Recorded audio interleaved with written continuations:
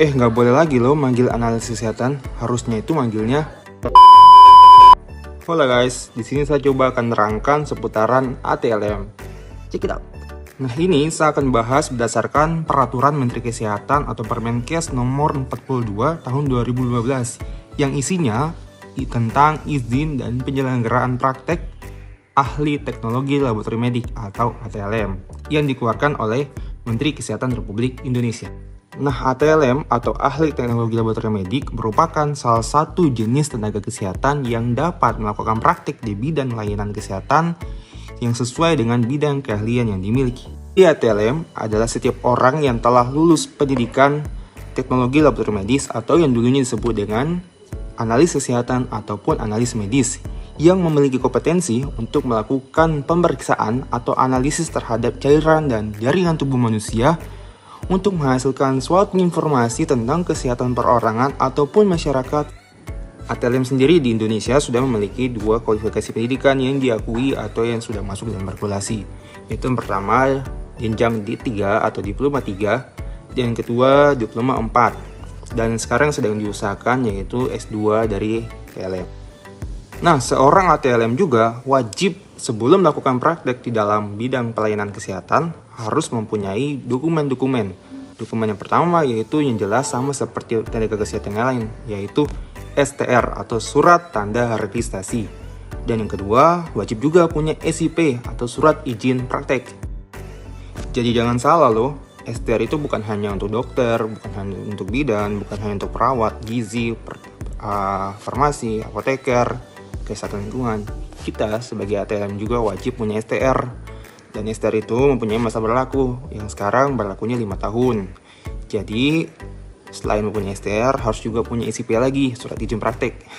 Lebih repot daripada mengemudi. Mengemudi kan cuma punya SIM, sementara kita tenaga kesehatan wajib punya dokumen STR dan SIP. Seorang ATLM sudah memiliki SIP, maka ATLM tersebut dapat melakukan praktek di fasilitas kesehatan seperti laboratorium patologi klinik, laboratorium patologi anatomi, mikrobiologi klinik, parasitologi, biomolekuler, riset medik, reproduksi, sitogenetik, forensik, pengujian narkotika, toksikologi, imunologi, virologi, dan juga serologi. Di dalam Permenkes ini, ATLM hanya dapat memberikan pelayanan kesehatan atau melakukan pemeriksaan bila mana mendapatkan permintaan secara tertulis dari tenaga medis dan juga bidan. Dan juga ingat, di dalam permintaan tersebut wajib diberikan juga keterangan klinis. Lalu apa kewenangan klinis yang dimiliki oleh seorang ATLM yang berasal dari lulusan diploma 3 atau ahli media teknologi laboratorium medis? Kewenangan yang pertama yaitu melakukan persiapan pasien untuk dilakukan pemeriksaan di laboratorium. Kita punya tugas dapat menenangkan pasien atau memberikan informasi pemeriksaan kepada pasien. Yang kedua, melakukan pengambilan dan penanganan spesimen baik darah, cairan, dan jaringan tubuh yang lain. Jadi, kita dapat melakukan pengambilan sampel. Yang ketiga, mempersiapkan dan memilih serta menguji kualitas bahan atau reagensia.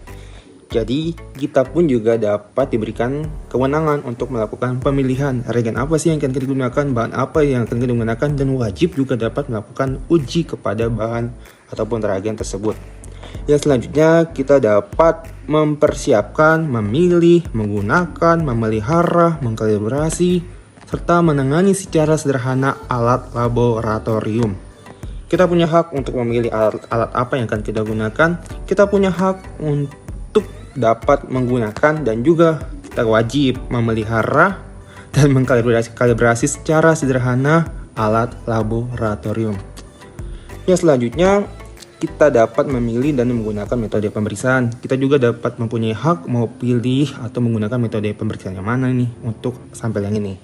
Terus, kita juga dapat melakukan pemeriksaan dalam bidang hematologi, kimia klinik, imunologi, imunohematologi, mikrobiologi, parasitologi, mikologi, virologi, toksikologi, histoteknologi, dan sitoteknologi.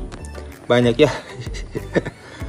Terus yang selanjutnya, mengerjakan prosedur dalam pemantapan mutu. Ya kita wajib melakukan pemantapan mutu baik internal ataupun eksternal.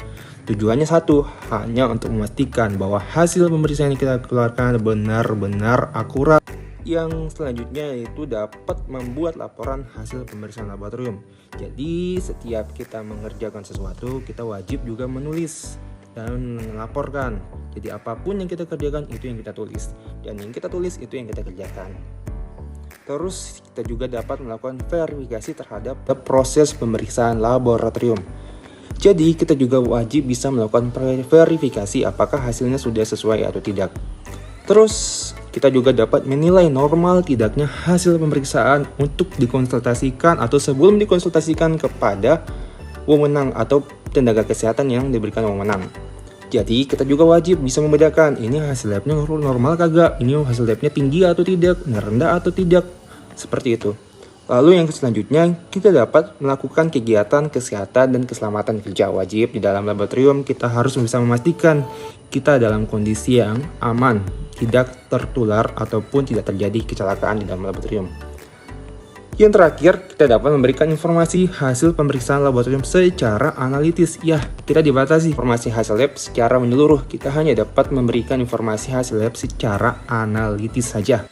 Nah, ini ada hak-hak yang dapat diterima oleh ATLM di dalam menjalankan prakteknya. Lalu juga ada kewajiban yang harus dimiliki oleh seorang ATLM di dalam pelayanan kesehatan. Nah, ini dia nih kenapa tadi dibilang penyebutan analis kesehatan atau analis medis sudah dihapus atau sudah tidak diperbolehkan. Karena berdasarkan Permenkes ini sudah jelas bahwa semua nomenklatur tenaga analis kesehatan atau juga disebut analis medis sudah harus ditetapkan atau diganti berdasarkan Permenkes ini dan harus dibaca dan dimaknai menjadi ahli teknologi laboratorium medik atau disingkatnya sebagai ATLM. Jadi nomenklaturnya sudah berubah. Kalau berdasarkan peraturan berarti nggak boleh lagi menyebut analis kesehatan ataupun analis medis. Yes. Oke, jadi ingat ya, jangan lagi bilang analis kesehatan. Sudah berubah menjadi ATLM atau ahli teknologi laboratorium medik. Sesuatu bisa karena biasa, kalau nggak biasa nggak akan bisa.